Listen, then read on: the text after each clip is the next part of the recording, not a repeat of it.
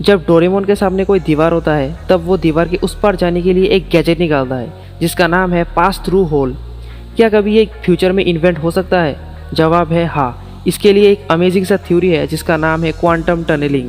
इस थ्योरी को समझाने से पहले मैं आपको क्वांटम वर्ल्ड के बारे में कुछ समझाना चाहूँगा ताकि आपको अच्छे तरीके से समझ में आए। देखो, जो क्वांटम वर्ल्ड है वो हमारे क्लासिकल वर्ल्ड से बिल्कुल अलग है। यानी यहाँ जो हम क्लासिकल फिजिक्स एल्जेब्रा पढ़ते हैं वो क्वांटम वर्ल्ड में काम ही नहीं करते। फॉर एग्जांपल, हमारे यहाँ 2+2 4 होते हैं, लेकिन वहाँ 5 भी हो सकता है। और हमारे न्यूटन ने जितने भी लॉस ऑफ मोशन दिए हैं वो सब के सब क्वांटम वर्ल्ड में काम ही नहीं करते। शायद ऐसा इसलिए क्योंकि क्वांटम वर्ल्ड के जितने भी पार्टिकल हैं वो कभी पार्टिकल नेचर शो करते हैं तो कभी वेव नेचर। अब आते हैं सीधा मुद्दे पे। मान लो आप एक दीवार के सामने खड़े हैं और आपने उस दीवार की ओर एक बॉल को ज़ोर से फेंक दिया। अब आप खुद बताओ कि उस बॉल का दीवार में बाउंस बैक होने के चांसेस और दीवार के आर पार होने के चांसेस कितने होंगे?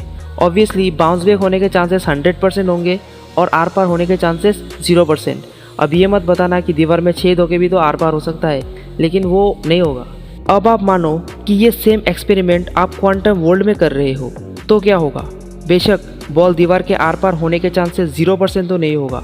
यहाँ पे वो बॉल दीवार में पेनिट्रेट होके उस पार भी जा सकता है, यानी वो दीवार के आर पार भी हो सकता है, क्योंकि यहाँ के पार्टिकल्स वेव नेचर भी दिखाते हैं। And this phenomenon is called quantum tunnelling.